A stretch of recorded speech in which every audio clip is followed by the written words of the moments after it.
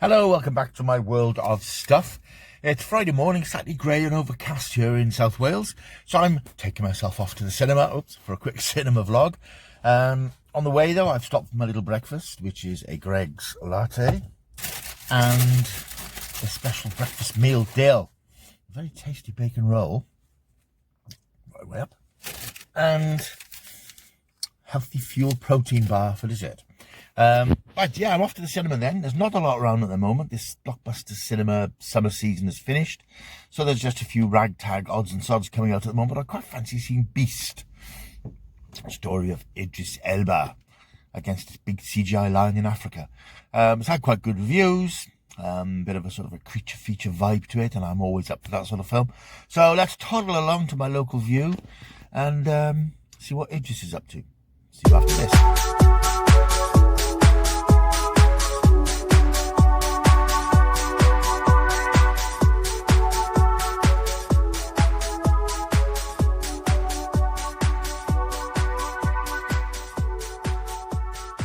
The next day. Hello, welcome back. Right, bit of an explanation. It's now the next day. It's Saturday evening, and I recorded my review of Beast as I came out of the cinema, back in the car. Thought it'd be a change. Tonight, or this afternoon, coming to edit that footage. For some reason, it was out of sync. The picture was out of sync with my words of wisdom, which is a bit odd, and I thought, perhaps it was just something that was happening as I was editing it, but no, it was that way when I'd finished the video. So I've convened myself again in the cinema room just to re-record my comments on Beast, which I really enjoyed. It was great, no nonsense, straight down the line adventure film of the type we don't get very often these days. It's nice to watch a film, as I said in the previous video. It's nice to watch a film these days that isn't a franchise picture, it isn't a sequel, it isn't a remake, it isn't a reimagining. It isn't the latest in a series that has to live up to what's come in the past and set up what's coming in the future. It's just a standalone adventure film. It's got a sort of almost like a TV movie feel about it. I think there was a film back in the 70s or 80s called Raw, which dealt with a similar sort of thing about animals and wildlife turning on man. And that's very much what we've got here. The film stars Idris Elba.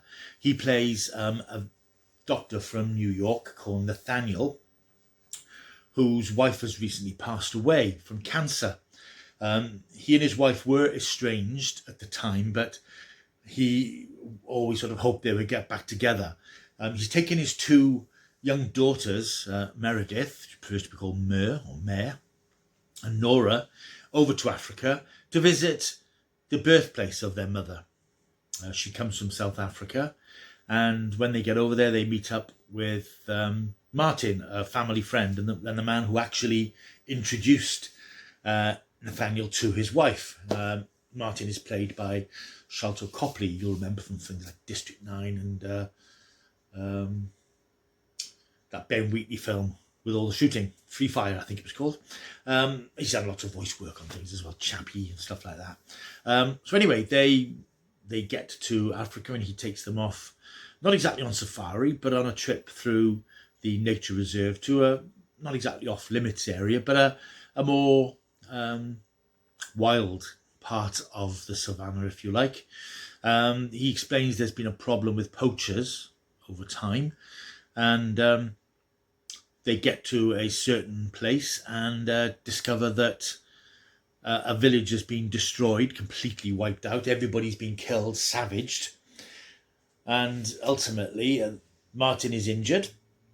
The car crashes and Nathaniel and his two kids are trapped in the car as it's attacked by a lion. In the first scene of the film, we see some poachers hunting the night before, and they wipe out a complete pride of lions, but there's this one lion which has escaped, and that obviously is a little bit pissed off, and it decides it's going to wreak its vengeance on anything human that comes into its path. It comes across Nathaniel and his family and sets about them quite viciously and quite horrifically. That's your film. That's what it's all about. It's very straightforward. People have said there are elements of things like Jaws in it. I don't necessarily see that. I don't think that any man versus nature film has to have a connection with Jaws, but it's of that ilk, I suppose. But I really enjoyed it. It is what it is, as they say. I hate the expression, but it is what it is.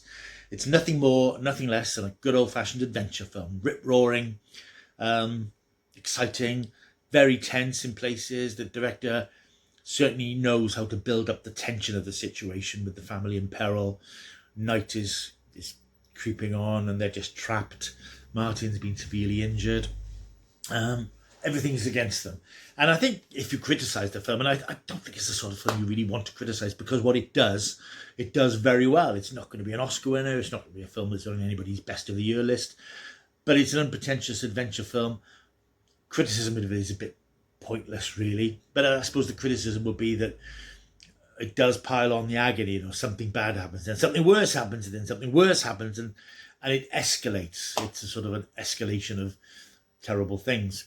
But it's nicely crafted. I think that I was going to say that the script is sort of machine tooled, but that gives it a little bit more credit. It is very much the Hollywood formula for film, in that things that are mentioned in the first act of the film turn out to be extremely important in the third act of the film. And I won't labour that here, because if you see the film, you will know what I mean. There's lots of Chekhov's guns, as they call them, where things are referenced that become very relevant in the last act of the film. And it always amuses me when you see that sort of thing. It doesn't offend me, because it's storytelling. It's what, you know, people tend to do in stories. You set things up that you return to later on, but this film does it quite blatantly several times.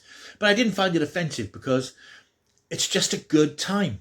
It's not a film that you're going to dissect in any other way than just to say it's fun.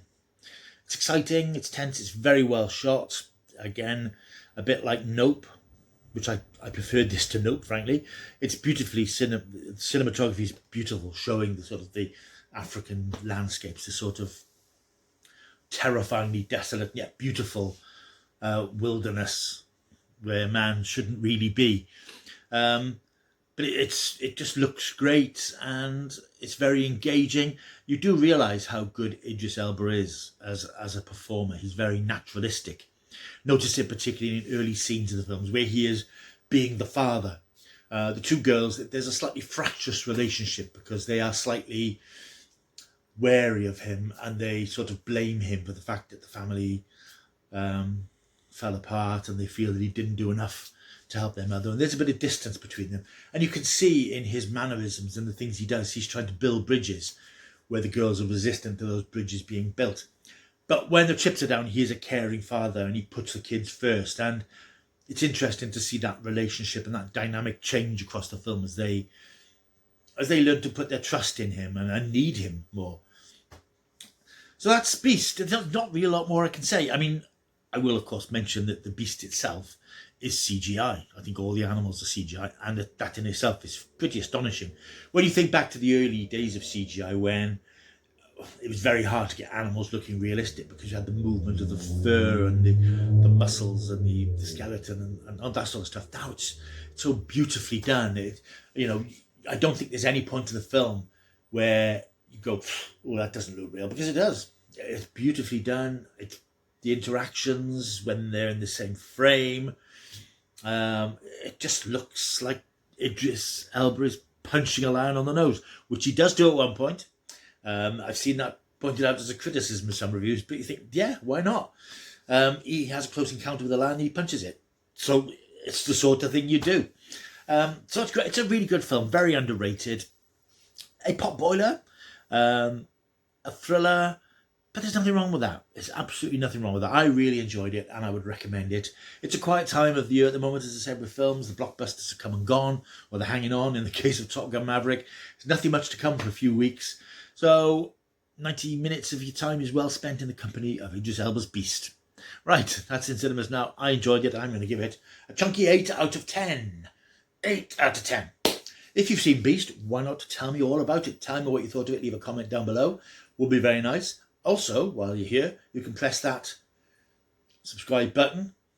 You can also like, and you can leave comments whenever you want to. Keep them clean. Right, that's me done. I will see you very, very soon. And a lot more stuff coming up, because there are things that I'm working on for reviews of my retro movie review series. And some new films coming up, which I'm reviewing shortly. So there's plenty of stuff to come. So stick around. Why don't you? And to do that, click that button. I'll see you soon. Until I do, keep taking the stuff.